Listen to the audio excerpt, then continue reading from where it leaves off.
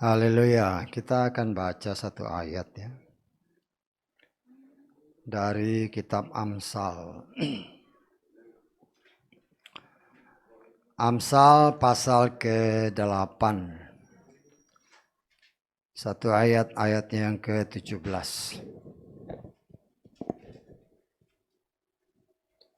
Amsal 8 ayat 17. Kita akan baca satu ayat ini bersama sesuai dengan apa yang tertulis di depan. Amsal 8 ayat 17, kita baca bersama 3, 4. Aku mengasihi orang-orang yang mengasihi aku. Dan mereka yang mencari aku akan segera mendapatkan aku. Amin. Silakan duduk. Puji Bapa Yahweh, kita mengucap syukur. Saya percaya ayat-ayat tentang mengasihi Bapa Yahweh, mengasihi sesama adalah bagian daripada kata-kata yang ada di dalam hati dan kehidupan orang pilihan Tuhan, ya. Karena tidak semua orang bisa mengasihi sesama atau terlebih mengasihi Tuhan, ya.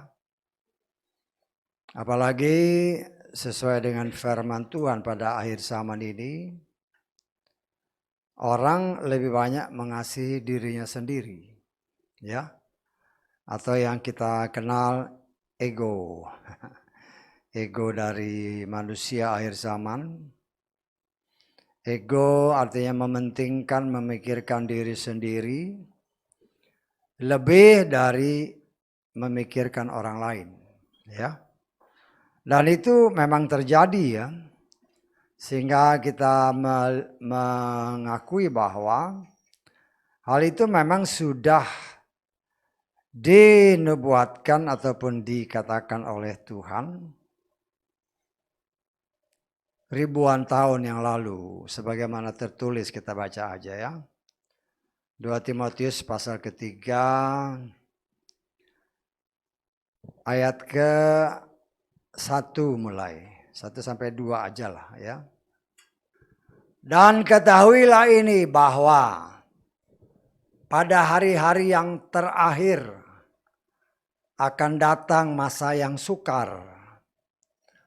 Karena manusia akan menjadi pencinta diri sendiri, pencinta uang, pembual, takabur, penghujat, tidak patuh kepada orang tua, tidak tahu bersyukur, tidak kudus. Nah, kalau kita baca terus, tiada kasih sayang, tidak mau berdamai, penuduh, tiada kendali diri, ganas, benci akan kebaikan, pengkhianat, ceroboh, pongkah, cinta akan kesenangan lebih daripada cinta akan Elohim. Dan semua itu terjadi, ya. Apa yang dijabarkan di dalam kitab Timotius yang merupakan adalah pribadi manusia akhir zaman itu memang terjadi, ya. Semua yang ada tertulis itu kan kalau kita lihat dalam kehidupan sehari-hari, ya itulah keberadaan sesungguhnya umat manusia secara umum, dan tidak terkecuali mereka yang menamakan diri anak Tuhan, ya. Anak Tuhan yang juga hidup di tengah dunia. Banyak juga yang masih memiliki karakter seperti yang tertulis, ya. Tetapi kita mau ucap syukur karena itu memang karakter manusia, karakter Mesir. Nah, semua karakter yang tidak benar ini sedang Tuhan kikis dari dalam jiwa saudara dan saya, ya. Itu semua ada dalam jiwa, ya. Karena berbicara jiwa, berbicara pikiran, perasaan, dan kehendak. Dan itulah jiwa manusia akhir zaman, ya, yang memang dikuasai oleh si jahat, ya. Karena si jahat memang firman Tuhan katakan, si jahat menguasai dunia ini. Sehingga siapapun juga yang hidup di muka bumi ini termasuk orang pilihan. Mereka juga memiliki karakter seperti itu. Tetapi karena kasih karunia Tuhan, kita sebagai orang yang menamakan diri anak Tuhan, kita dipanggil oleh Tuhan, kita sudah belajar ya, kita kan disebut gereja. Ya, kita sudah belajar arti daripada gereja itu sendiri. Ya, kita sudah pernah belajar kan gereja, sebagaimana yang kita ketahui bahwa gereja itu yang adalah orang-orang pilihan Tuhan adalah berasal dari kata apa? Igreja, ya, igreja itu bahasa Portugis ya. Portugis, igreja. Kita mengutip dari bahasa Portugis ini, jadilah gereja. Yang arti sebenarnya dari igreja itu adalah kawanan yang dikumpulkan oleh gembala. Itu namanya igreja. Kawanan yang dikumpulkan oleh gembala. Tetapi saya lebih senang memakai kata dalam bahasa Yunani ya. Di mana gereja itu disebut eklesia. Eklesia. Eklesia itu terdiri dari dua kata yaitu ek. Ek itu artinya keluar. Kaleo artinya memanggil. Eklesia dari dua kata bahasa Yunani, ek dan kaleo, yang artinya ek itu artinya keluar, kaleo itu memanggil. Dan berdasarkan firman Tuhan, ya, kita memang dipanggil keluar dari dunia, ya, dikumpulkan oleh Tuhan untuk dibentuk oleh Tuhan. Sehingga tidak lagi memiliki karakter dunia, tetapi karakter Tuhan. Ya. Dan kalau kita gambarkan, kita sedang belajar tentang bangsa Israel. Bangsa Israel ditarik keluar dari tanah Mesir, berbicara tanah Mesir, berbicara dunia. Ya. Dibawa ke tanah Kanaan. Dan di dalam proses dalam perjalanan ke Kanaan, Tuhan membentuk bangsa yang sudah dipanggilnya keluar dari tanah Mesir. Dalam perjalanan Tuhan memproses sebagian besar yang pernah lahir di tanah Mesir, yang berusia 20 tahun ke atas, dibinasakan oleh Tuhan karena tidak setia. Ya. Nah itulah gambaran gereja. Gereja yaitu saudara dan saya. Ya. Yang dipanggil keluar dari cengkeraman setan. Ingat, ada tertulis setan yang berkuasa atas dunia ini. Karena firman Tuhan berkata, seluruh dunia berada di bawah kuasa si jahat. 1 Yohanes pasal ke-5 ayat ke-19. Karena setan menguasai dunia termasuk orang pilihan di sana. Lah Tuhan memanggil keluar. Mereka yang memang sudah dia pilih sebelum dunia dijadikan. Dipanggil keluar. Ya, dan mereka yang mau ikut mendengar suara Tuhan dipanggil keluar. Tuhan membentuk mereka. Sehingga karakter duniawi yang menguasai dunia, yaitu karakter si setan, itu dikikis habis oleh Tuhan setelah manusia ini keluar dari cengkeraman setan. Saya tanggap, ya. Karena itu kita belajar untuk mengerti firman Tuhan dengan benar, ya. Kita melihat bahwa banyak orang yang katakanlah pengen belajar, pengen diajar. Tapi kalau mereka tidak ditarik keluar dari dalam kegelapan, nggak akan pernah bisa diajar. Nggak akan pernah bisa diajar, ya. Seperti contoh mamanya, contoh di dalam, ya. Ini amanat agung, ya. Yang kita kenal di dalam kitab Matius pasal ke-28, ya. Di dalam Matius pasal 28 ayat kita baca ayat mulai ayat 18 lah ya, 18, 19 dan 20. Seraya mendekat, Yesus berbicara kepada mereka sambil berkata, segala otoritas di sorga dan di bumi sudah diberikan kepadaku. Oleh karena itu seraya pergi, muridkanlah semua bangsa dengan membaptis mereka ke dalam nama Bapa dan Putra dan Roh Kudus, dengan mengajar mereka melakukan segala sesuatu apa saja yang sudah aku perintahkan kepadamu. Dan lihatlah, aku ada bersamamu sepanjang masa sampai kesudahan zaman, ya. Kita bisa lihat terjemahan dari LAI coba, ya. Terjemahan LAI kita lihat, kita banding-banding, ya, karena kadang-kadang terjemahan itu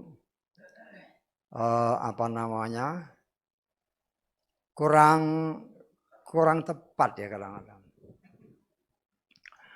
Yesus mendekati mereka dan berkata, kepadaku telah diberikan segala kuasa di sorga dan di bumi. Karena itu, pergilah, jadikanlah semua bangsa muridku dan baptislah mereka dalam nama Bapa, Anak dan Roh Kudus.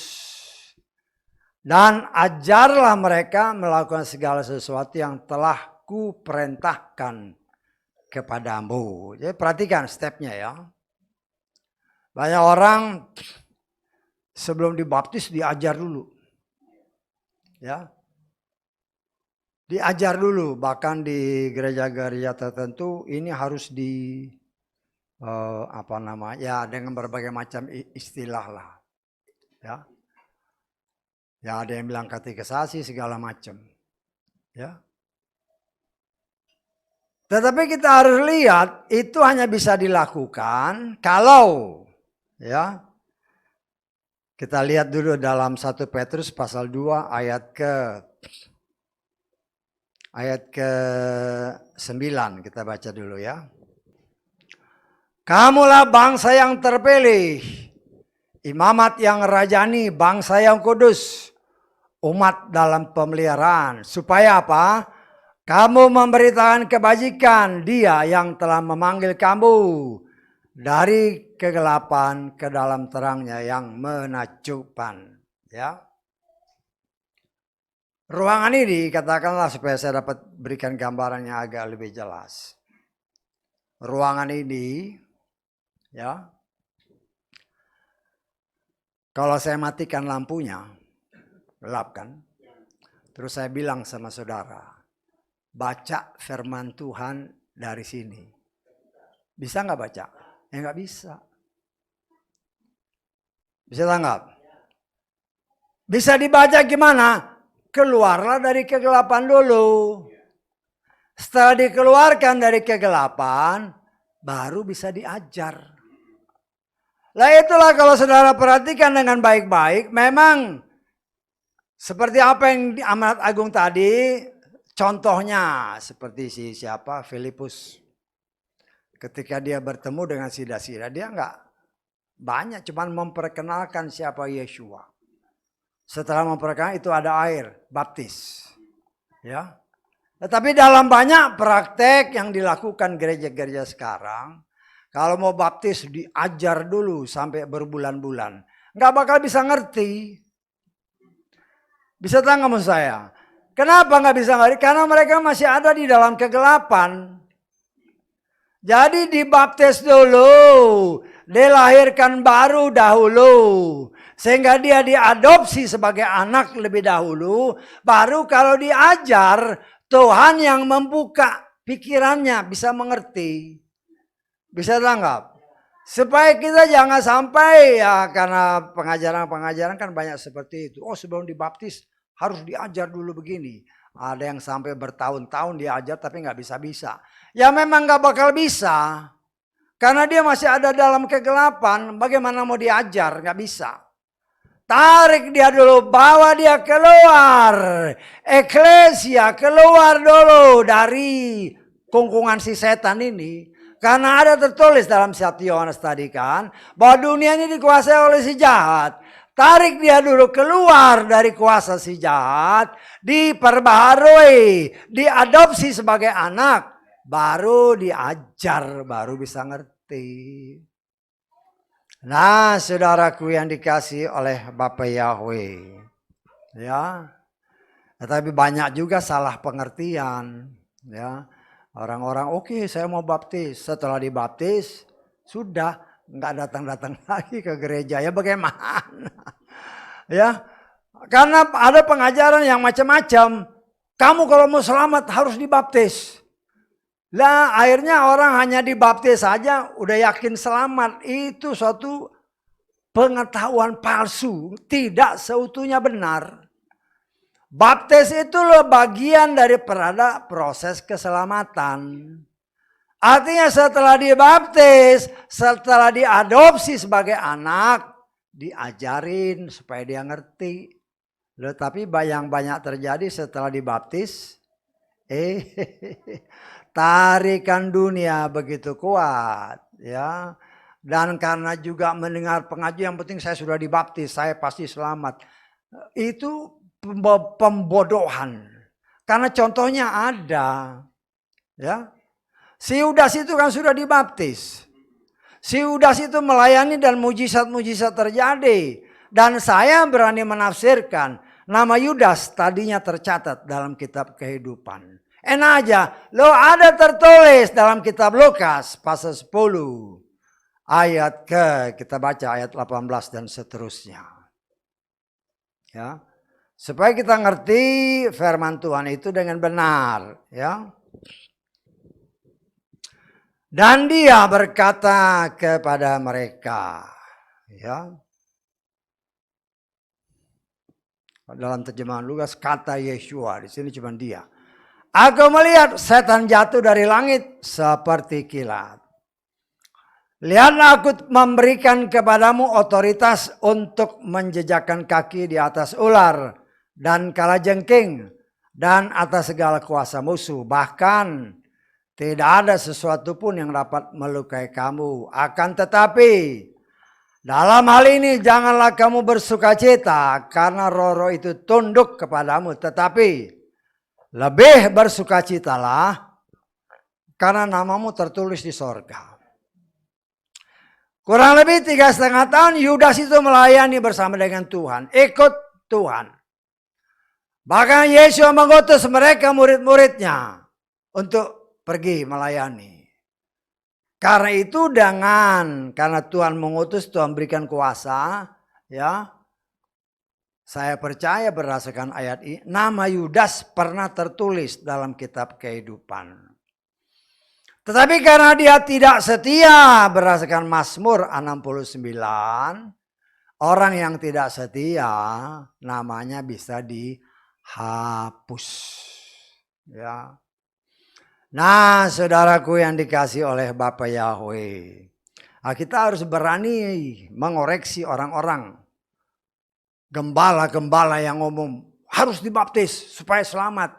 Jangan ngomong separuh-separuh. Baptis itu memang harus, tetapi itu bukan jaminan selamat.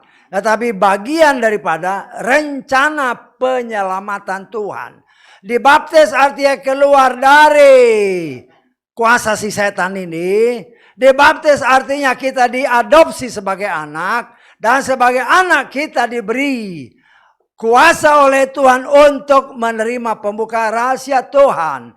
Ya, tapi masalahnya banyak orang yang sudah dibaptis, ya habis itu menghilang. Ya enggak bisa. Enggak bisa. Kenapa begitu? Karena banyak yang dibaptis seperti itu hanya ikut-ikutan. Atau terpengaruh dengan kata-kata, oh yang penting saya sudah dibaptis pasti selamat. Saya dari tempat ini berani menyatakan, itu sebagian daripada kebenaran yang dinyatakan. Ya, baptis itu bagian daripada proses keselamatan. Tetapi kalau engkau tidak setia dalam proses ini, jangan harap kau selamat. Ya, jangan harap kau selamat. Saya harus berani menyatakan itu karena banyak orang berpikiran seperti itu. Oh, kata gembala ini dibaptis selamat. Itu hanya sebagian daripada kebenaran yang diberitakan. Lah kita sebagai anak-anak Tuhan termasuk saudara harus berani menyatakan. Baptis itu memang bagian daripada proses penyelamatan. Tetapi dalam proses itu kalau engkau tidak setia, dicoret oleh Tuhan. Ya. Karena itu apabila kita tadi membaca firman Tuhan. Ya. Aku, Bapa Yahweh mengasihi orang yang mengasihi dia. Yesus menekankan kepada kita semua. Firman Tuhan berkata, kalau engkau mengasihi aku, maka engkau menuruti semua perintahku. Kita baca di dalam Yohanes pasal ke-14. Ayat ke-15. Jika kamu mengasihi aku, peliharalah perintah-perintahku. Kita lengkap ayat ke-21. Siapa yang memiliki perintah-perintahku dan memeliharanya, dia itulah yang mengasihi aku. Dan siapa yang mengasihi aku, ia akan dikasihi oleh Bapakku. Dan aku akan mengasihinya. Dan akan menyatakan diriku kepadanya. Kita lengkap ayat 23. Yesus menjawab dan berkata kepada, jika seseorang mengasihi aku, ia akan memelihara firman-Ku. Dan Bapakku akan mengasihinya dan kami akan datang kepadanya dan akan membuat tempat tinggal bersamanya. Nah sekarang kan kita bisa koreksi diri. Ada definisi kasih yang Tuhan maksudkan. Apakah saya mengasihi Tuhan? Ya. Apakah saya mengasihi Tuhan sesuai dengan apa yang didefinisikan ini? Ya. Banyak orang memang yang bertobat dibaptis. Tapi apa yang kemudian dilakukan? Ya, tidak mau ibadah. Ya, kadang-kadang orang mempunyai penafsiran macam-macam. Ada tertulis, ingatlah akan hari Sabat dan kuduskanlah. Oh itu kan hanya hari Sabat saja. Jadi hari lain nggak usah ibadah. Si setan bilang kutipu kau. Ya, itu pemikiran yang sama sekali jauh dari kehendak Tuhan. Karena Tuhan mengibadah itu artinya persekutuan dengan Tuhan. Ya. Kalau ibadah Sabat ya mungkin persekutuan rame-rame seperti ini menghadap Tuhan. Tapi ibadah yang Tuhan kehendaki adalah kita senantiasa bersekutu dengan Dia. Ya. Kalau bisa setiap hari why not? Ya. Tetapi paling sedikit Sabat itu artinya istirahat. Tuhan memberikan kepada saudara dan saya waktu kerja 6 hari. Ya. Setelah hari ke-6, hari ke-7 istirahat. Sabat untuk Yahweh. Artinya istirahat bersama Yahweh. Artinya kita beribadah kepada Yahweh. Loh itu kan benar kan? Jadi hari yang lain nggak perlu kita ibadah. Ya kalau pikirannya cuma secetek itu ya repot. Ya, kan firman Tuhan mengatakan kepada saudara dan saya. Ya, para murid setelah Yesua terangkat, setiap hari mereka kumpul di sinagoga. Setiap hari kumpul. Setiap hari mereka beribadah kepada Bapa Yahweh. Jadi jangan sampai kita tertipu dengan alasan-alasan seperti itu. Yang sebenarnya dibisikkan oleh setan supaya jangan kita bersekutu dengan dia. Ya, kalau nanti saudara baca di dalam kitab Kisah-Kisah Rasul ini, Rasul 1, 2, 3 dan seterusnya. Setiap hari para rasul berkumpul. Ya, berkumpul memuja, memuji Tuhan, memuliakan Tuhan, mengagungkan Tuhan, merasakan hadirat Tuhan yang luar biasa. Dan itulah bentuk kasih yang Tuhan kehendaki ada dalam kehidupan kita. Gereja akhir zaman, berbicara gereja, berbicara orang yang ditarik dari lingkungan kuasa dunia, kuasa setan, untuk diproses oleh Tuhan, siap menjadi pengantin Hamasia. Ya, yaitu saudara dan saya.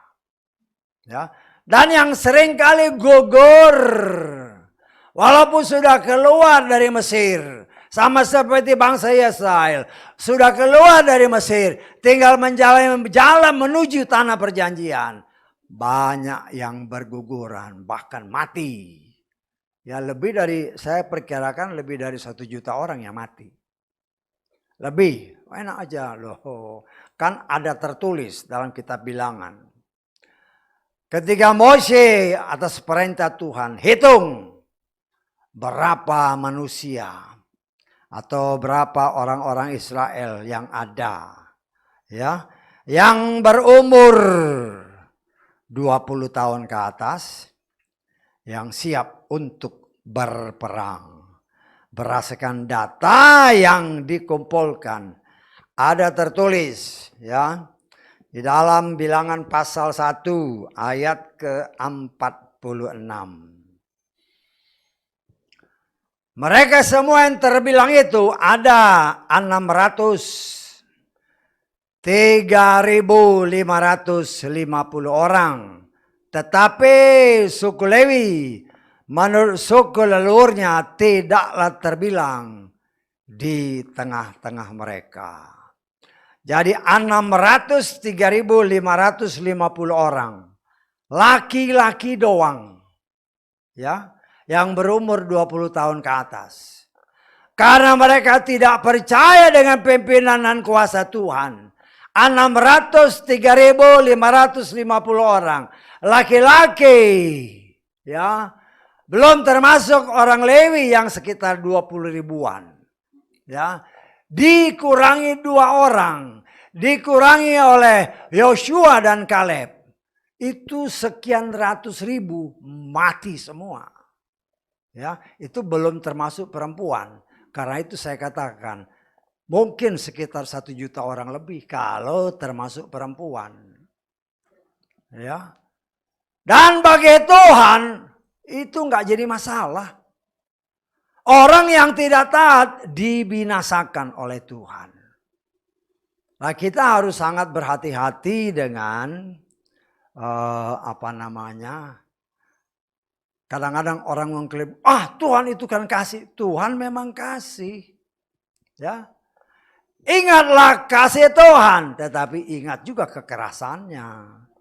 Bukan karena kita mengatakan dia kasih, kemudian kita seenaknya. Nggak bisa. Ya.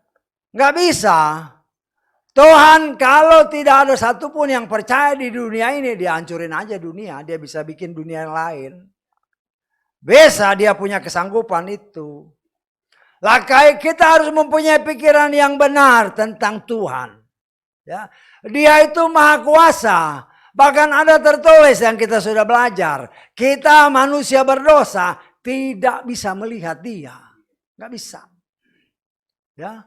Tetapi nanti saya percaya. Ya. Ketika saudara dan saya sudah katakanlah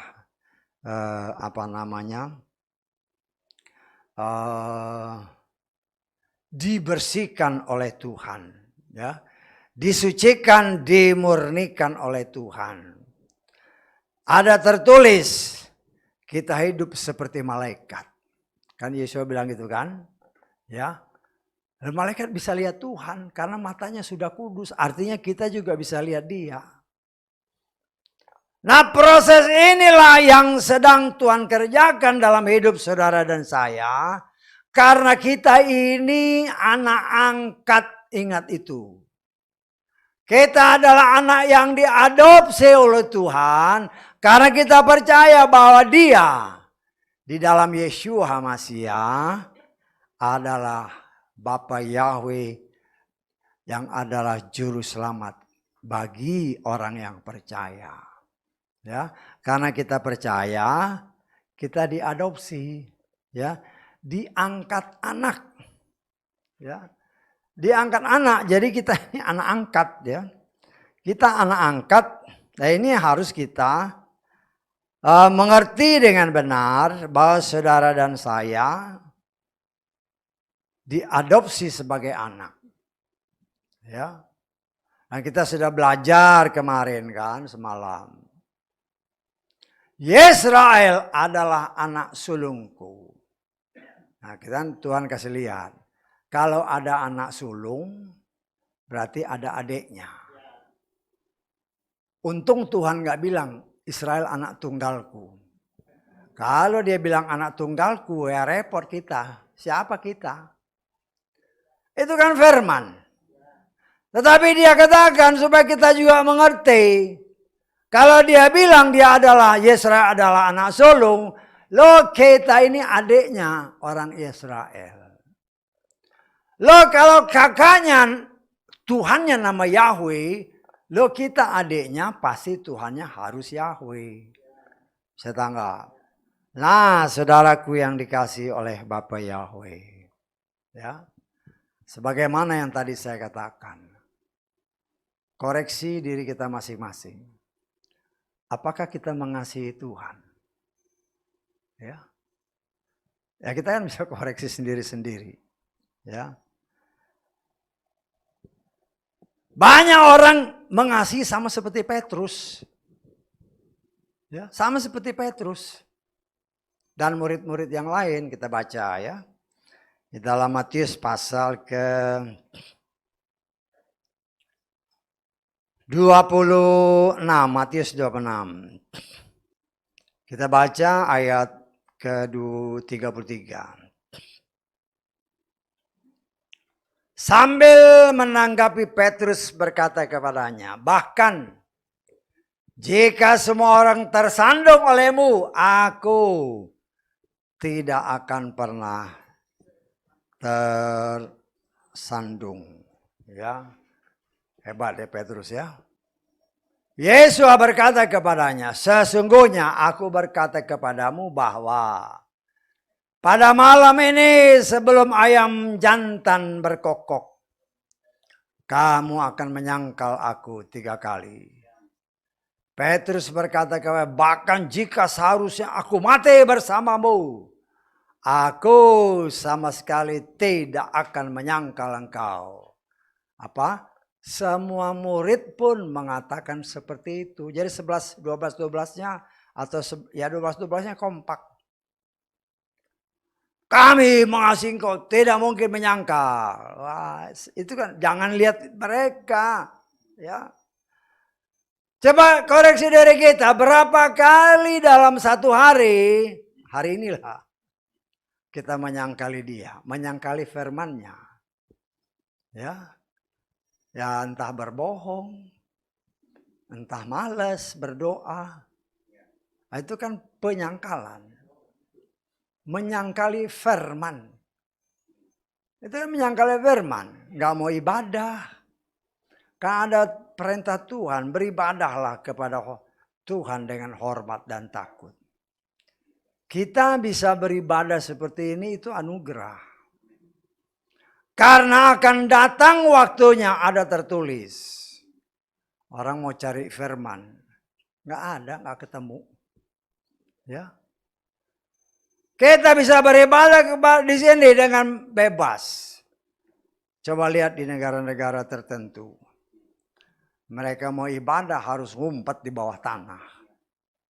Bikin terowongan-terowongan di bawah tanah untuk beribadah. Mereka cari Tuhan. Ya, bahkan mereka nggak punya kitab suci. Kadang-kadang hanya kitab suci ini dirobek-robek, dibagiin satu-satu, selembar-selembar, supaya orang bisa baca. Ya, loh kita mengucap syukur, kita tidak seperti itu. Tetapi dengan kebebasan yang Tuhan anugerahkan kepada saudara dan saya, tetapi kita tidak mempergunakan waktu itu dengan benar.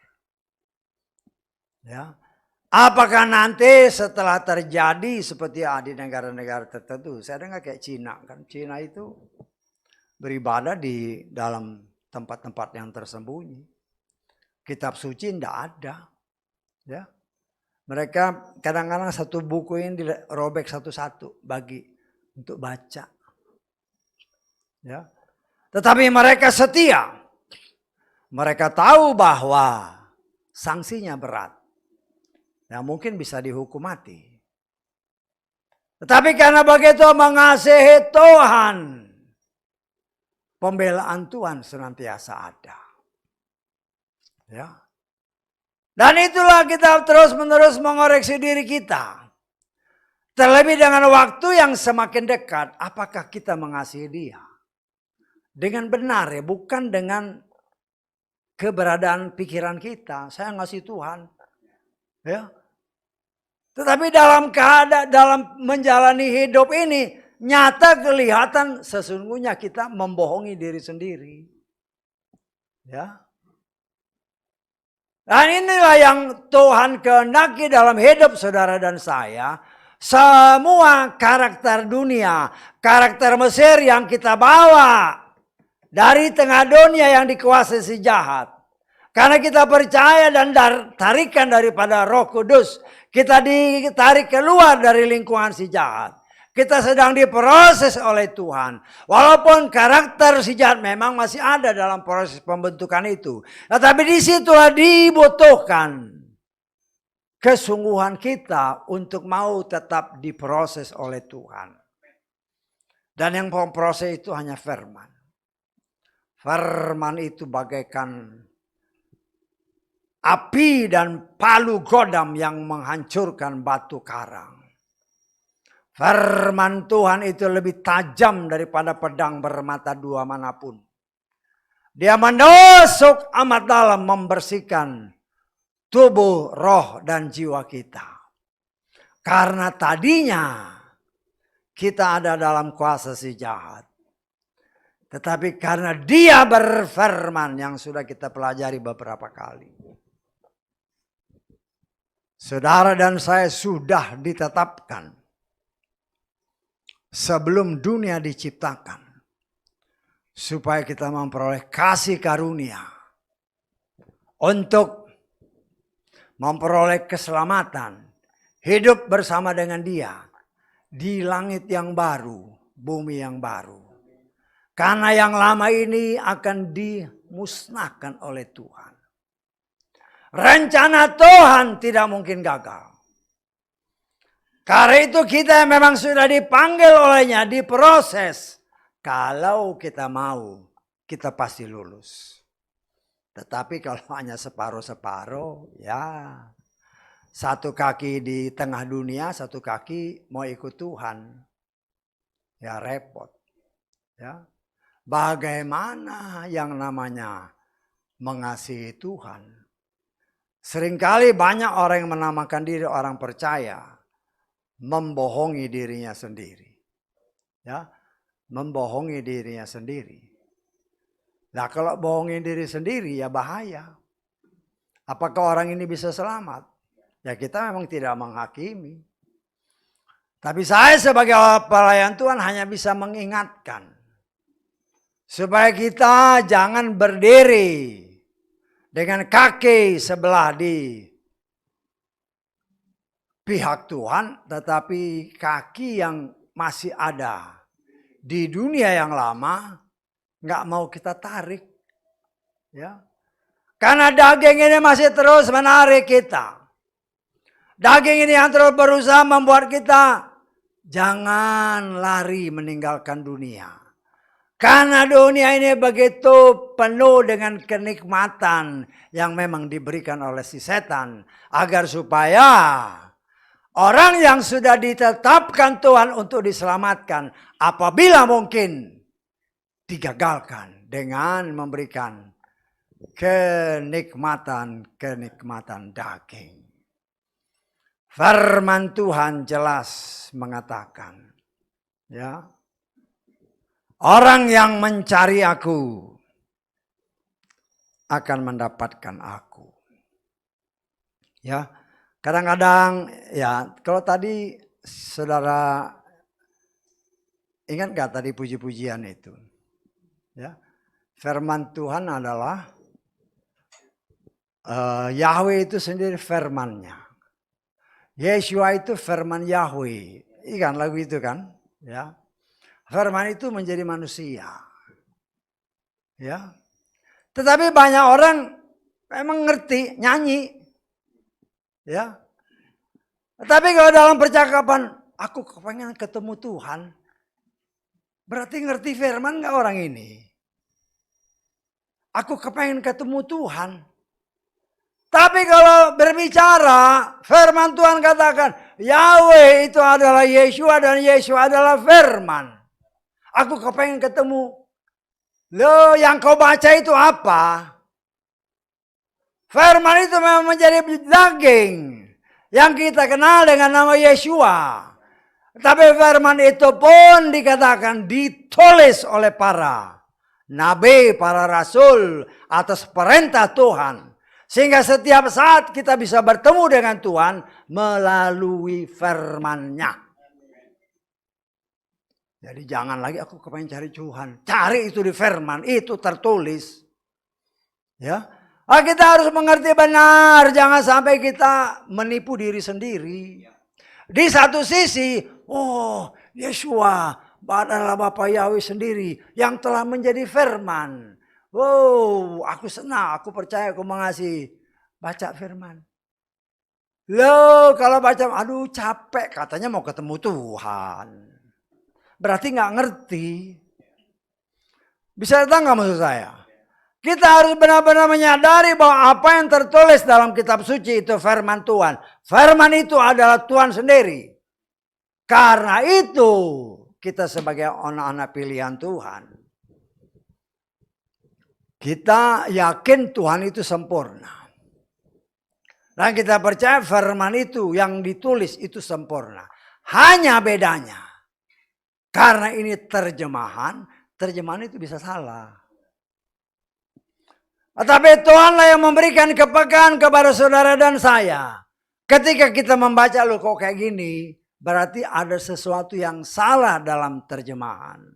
Karena yang menerjemahkan itu manusia dengan berbagai macam ide-idenya. Sehingga kadang-kadang yang melenceng sedikit artinya bisa salah. Kalau artinya bisa salah, imannya juga bisa salah. Karena itu Tuhan mengajarkan kepada saudara, carilah Tuhan. Ya, kalau kita percaya bahwa Yahweh itu firman Tuhan. Dan firman itu sudah berbentuk huruf-huruf yang ditulis, yang kita kenal dalam nama kitab suci. Itulah pribadi dia. Kalau kita sungguh-sungguh membaca dengan sungguh-sungguh. Kan kalau kita baca dengan sungguh-sungguh, kadang-kadang kita menangis. Kenapa? Karena yang kau baca itu adalah Tuhan sendiri. Firman itu adalah roh, memang dia berupa huruf-huruf. Tetapi ketika kita baca, Terus kita mau memeditasi, tiba-tiba kok bisa keluar nangis. Roh yang di dalam kita diingininya dengan cemburu. Firman itu roh. Ketika firman atau roh itu bertemu dengan roh kita, terjadi suatu pertemuan yang indah. Sehingga itulah yang kadang-kadang terekspresi, kadang-kadang kita bisa nangis. Tanpa mengerti kok bisa nangis ya. Kok bisa nangis? Itulah cara Tuhan untuk membawa saudara dan saya mengerti siapa Tuhan kita. Ya. Jangan lagi, aduh saya pengen ketemu Tuhan. Udah baca firman belum? Belum. Lu katanya cinta Tuhan, baca firman aja gak pernah. Berarti engkau tidak mau ketemu Tuhan.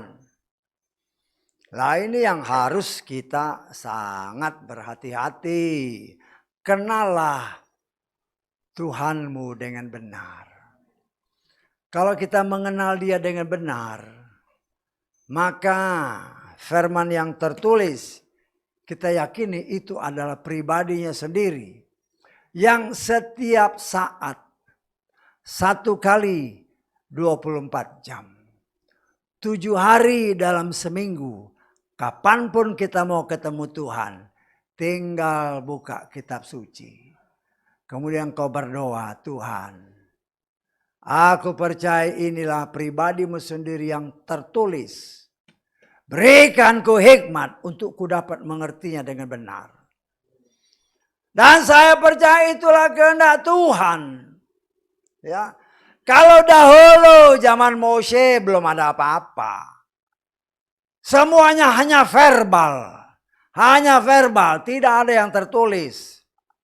Yang tertulis pun kalau itu ada, hanya beberapa orang yang tahu.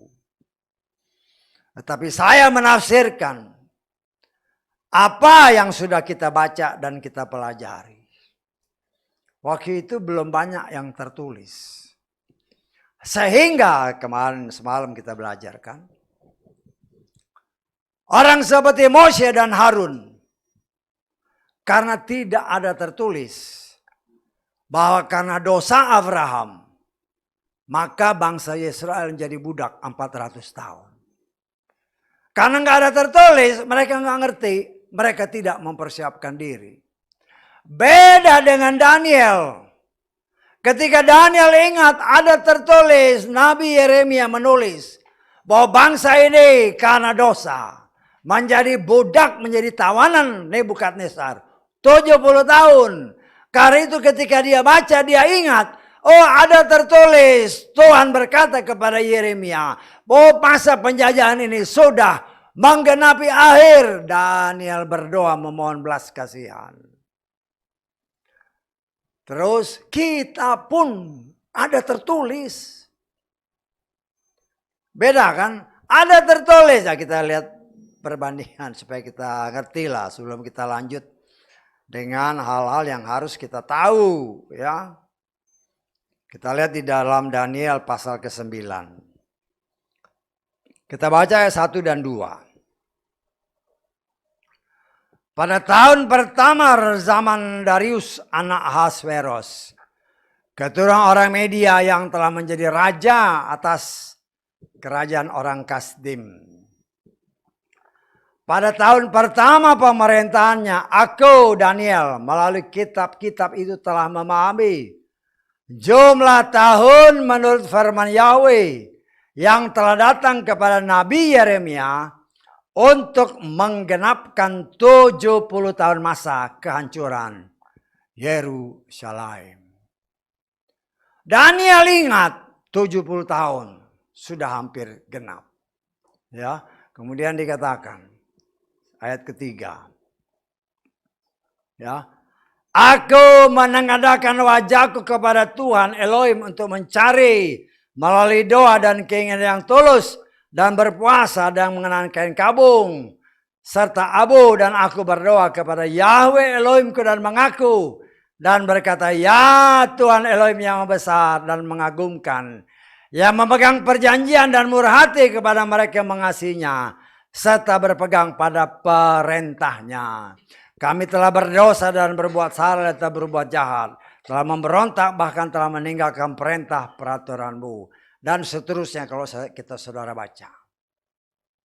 Daniel menghitung ini waktunya sudah dapat dikatakan hampir genap 70 tahun masa dijajah oleh bangsa Nebukadnezar. Orang-orang Nebukadnezar. Dia berdoa.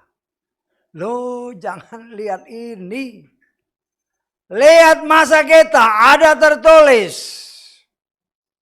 Ya, ketika pohon ara mulai bertunas, kata kitab Daniel.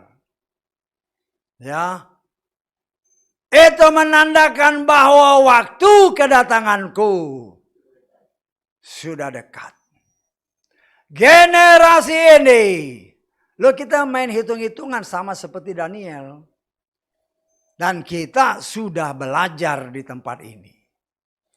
Perkiraan waktu memang sedang berjalan dan sudah semakin dekat. Ya. Apa tindakan kita? Ya. Bukan saya katakan atau mengajarkan kepada, oh udah waktu dekat, nggak usah kerja, nggak usah ini. Bukan. Ya. Daniel ini juga tetap kerja kok. Bisa nggak? Ini Daniel kan tetap kerja dia. Tetap melakukan kegiatannya sebagai salah seorang pejabat dalam kerajaan yang ada pada waktu itu, baik kerajaan Babel maupun kerajaan Media Persia. Ya. Tetapi di dalam kesibukannya dia tetap ingat ini waktunya. Demikian juga saudara dan saya. Sama seperti Daniel, kita punya kesibukan, kita punya pekerjaan. Tuhan tidak bilang tinggalkan pekerjaan, tidak ada ayatnya. Walaupun banyak pengajaran-pengajaran, oh waktunya sudah dekat. Ayo kita kumpul di gunung. Ya, mengimani yang 3,5 tahun. Loh, kalau namanya kesukaan besar, kalau lari ke puncak gunung kan namanya setan dicari. Ya, jangan, karena pengajaran seperti itu kan ada.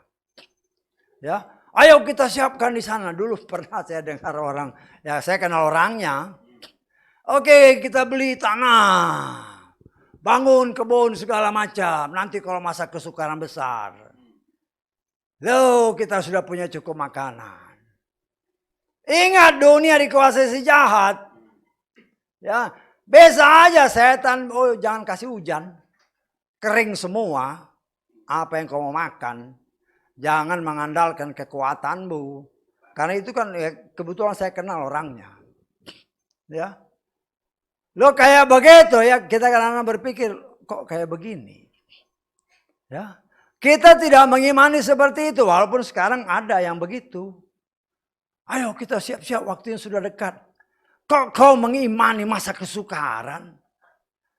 Saya mengajarkan kepada saudara agar kita semua tidak mengimani masuk kesukaran besar. Tetapi sebelum kesukaran besar, oleh kasih kemurahan Tuhan apabila kita didapati setia melakukan apa yang dia perintahkan. Ketika waktunya genap, dia akan meraihkan kita. Ya, jangan kita, ya karena ada kelompok-kelompok seperti itu. Ya, ada kelompok-kelompok, ayo kita bikin tempat, cari tempat yang begini. Kau kira setan tidak bisa ngejar, kau lari ke gunung-gunung tetap aja bisa dikejar. Jangan dibodohi oleh hikmat dunia. Kelihatannya benar, kita tidak mengimani hal seperti itu. Ya yang kita imani, Tuhan kalau engkau berkenan, namaku tercatat kata Lukas tadi. Ya. Sehingga ketika sangkakala berbunyi, namaku ada, namaku dipanggil dan aku diangkat. Dan itulah yang kita imani dan itulah masanya sekarang. Kita sudah tahu, kita sudah diajar, kita sudah dibuka. Waktunya sudah tidak lama lagi. Tapi bagaimana persiapkan kita? Itu urusan pribadi. Saya tidak bisa campur tangan. Itu urusan pribadi lepas pribadi karena ada tertulis. Keselamatan itu adalah urusan pribadi kita. Hanya sebagai pelayan Tuhan saya berkewajiban. Ayo sama-sama kita maju. yang tidak benar sama-sama oleh pertolongan Roh Kudus. Biarkan itu dikikis habis oleh kebenaran firman. Sehingga kita melihat cara Tuhan bekerja luar biasa. Kita mengucap syukur ya. Walaupun banyak di antara orang yang menamakan diri orang pilihan, tetap menolak nama yang kudus. Ya enggak masalah. Ya, enggak masalah. Hanya sayang, kasihan, apalagi itu saudara-saudara kita atau keluarga kita. Ya, kemana kau pergi nanti? Karena yang punya sorga itu Bapa Yahweh. Yang kan jelas dalam Wahyu 19. Haleluya, di sorga orang berkata, pujilah Yahweh. Kalau yang dipuja, puji adalah Yahweh, berarti yang punya sorga adalah Yahweh.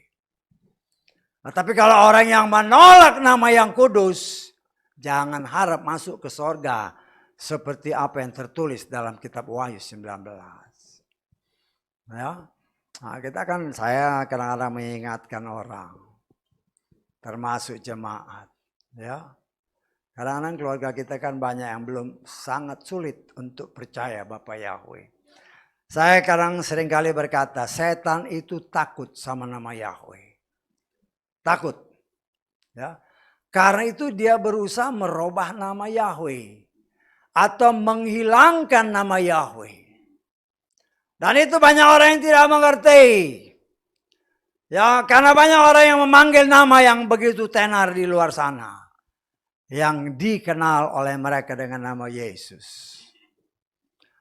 Ada tertulis, Yeshua berkata, aku datang dalam nama Bapakku.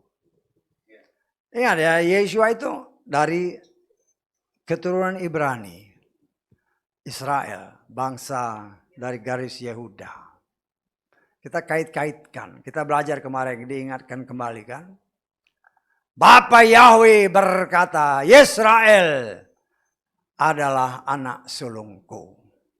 Artinya orang Yisrael tahu bahwa bapaknya bernama Yahweh. Saya tanggap. Karena itu ketika Yeshua mengajarkan kita berdoa, Bapa kami yang di sorga, dia mengajarkan kepada orang Yisrael, itu yang kita tiru. Saya tanggap. Orang Yisrael ketika diajar, Bapa kami yang di sorga, orang Yisrael tahu siapa nama bapaknya. Karena itu sudah dinyatakan Tuhan kepada Mose dalam Keluaran pasal 4 ayat 22. Loh, orang di luar Yisrael, Bapa kami di sorga, siapa bapakmu? Bingung dia. Siapa bapakmu? Ingat, Yesus itu mengajarkan kepada orang Yisrael, orang Ibrani. Jadi ketika dia bilang Bapa kami, orang Yisrael tahu siapa bapaknya. Ketika Yesus berbicara dengan orang-orang Yisrael, dia berkata, kata Yohanes pasal 5 ayat 48, ayat 43, coba kita lihat. Ya. Segala sesuatu harus saling berkaitan. Supaya apa? Supaya kita mengerti firman itu apa maksudnya yang benar.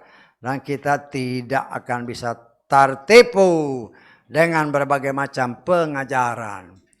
Aku telah datang dalam nama Bapakku. Ingat, Yeshua itu dari orang Israel dari suku Yehuda. Kalau dia dibilang aku datang dalam nama Bapakku, orang Israel tahu siapa nama bapaknya. Bisa ditangkap gak? Loh, kalau dia pakai nama Yesus, mana ada nama Yahweh di situ? Tidak ada.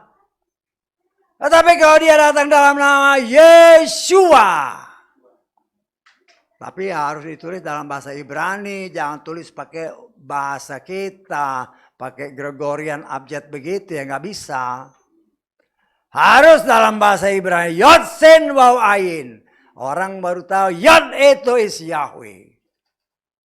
Kalau dalam nama Yesus tidak ada nama Yahweh. Ya, kita belak-belakan aja karena ini sudah dekat, sangat dekat waktunya. Ya. Ingat bahwa biar bagaimanapun Yeshua itu lahir dari suku Yehuda. Dia tahu siapa nama bapaknya. Karena itu dia berbicara. Aku datang dalam nama Bapakku. Ya, di dalam nama, hanya dalam nama Yeshua ada nama bapaknya. Ada nama Yahweh. Karena itu setan takut nama itu. Ya, setan berusaha menghilangkan nama itu. Diajarkanlah. Setan pakai Pontius Pilatus. Namanya Yesus Kristus. Wah, hebat. Setan penipu ulung. Banyak orang yang percaya dengan pengetahuan-pengetahuan palsu. Yang akhirnya imannya melenceng. Karena apa? Sesuai dengan apa yang tertulis dalam kitab Timotius. Pengetahuan palsu dianggap sebagai kebenaran. Ini yang membuat orang melenceng. Kalau diajarin ngotot, ini nama yang benar. Sekali ye terus. Ya terserah. Terserah. Ya. Nah, tapi kita harus mempunyai fondasi dasar yang kuat. Cari Tuhan selama dia berkenan ditemui. Aku udah cari-cari, baca kitab suci. Jangan mikir kau melihat Tuhan. Tuhan kan sudah bilang, itulah kadang-kadang orang yang menamakan diri orang percaya pun. Aku pengen lihat Tuhan. Berarti kau gak percaya kitab suci itu pribadinya. Yang tertulis. Nah, saya percaya apabila kita membaca dan membaca kitab suci yang benar yang berasal dari dia, kita akan merasakan sentuhan yang luar biasa. Kalau kita baca dan keluar suara ada tertulis iman datang dari pendengaran akan firman Tuhan. Nah, kita harus berani mengajarkan. Ada salah seorang jemaah, di rumahnya ada setan. Nah, panggil namanya, iya sudah. Terus ya setannya hilang. Tapi keluarganya masih ke sana, ya biarin aja. Tapi di situ sebenarnya suatu celah. Perlihatkan kepada dunia, termasuk keluargamu. Ketika engkau memanggil nama yang kudus, setan pasti lari. Buat mereka percaya sebagai kesaksian hidup. Kalau engkau memanggil nama yang kudus dengan hati yang tulus murni, setan tidak akan pernah bisa mengganggumu, mendekatmu nggak bisa. Nah, itulah kita melihat. Banyak orang yang mau sungguh-sungguh ya sudah pengenal Bapa Yahweh. Tapi setan berusaha semampunya. Nyisip masuk. Seperti yang saya katakan berkali-kali. Kalau seorang gembala punya jemaat mungkin ratusan ribu. Daripada dia hampirin satu-satu, kepalanya aja ditipu. Kepalanya satu, jemaatnya 100.000. Karena ini sudah ketipu, ya mengalirlah firman yang sudah ditambah dan dikurangi. Sehingga tanpa sadar mulai mengajarkan hal-hal yang tidak tertulis di dalam kitab suci kita. Hanya sayangnya jemaat tidak meneliti yang dikatakan itu benar atau salah. Termasuk apa yang saya katakan ya. Nanti kalau saya dengar lagi, benar nggak itu ngomongnya? Kalau benar ikuti. Tapi kalau engkau tidak benar lupakan. Ya, saya harus berani mengatakan karena saya juga manusia. Karena itu saya juga belajar. Ketika ini direkam saya lihat, saya dengar. Kalau salah saya harus berani memperbaiki. Supaya jangan sampai pertumbuhan iman kita salah. Karena ada tertulis dalam Yakobus pasal 3. Kita baca ayat 1 dan seterusnya. Hai saudara-saudaraku, karena mengetahui bahwa kita akan menerima penghakiman yang lebih besar. Janganlah banyak orang yang mau menjadi guru. Siapapun yang berdiri memberitakan firman adalah seorang guru. Kalau salah ngajar, hukumannya 2 kali lipat. Ya. Artinya, umpamanya saya memberitakan firman. Saya harus cek lagi, saya dengar. Kalau ada salah, saya harus berani memperbaiki. Walaupun mungkin, kok bisa salah? Lo namanya manusia. Masih bisa bikin kesalahan, masih bisa keselio lidah. Tetapi kita harus berani menyatakan yang waktu itu saya beritakan agak sedikit melenceng.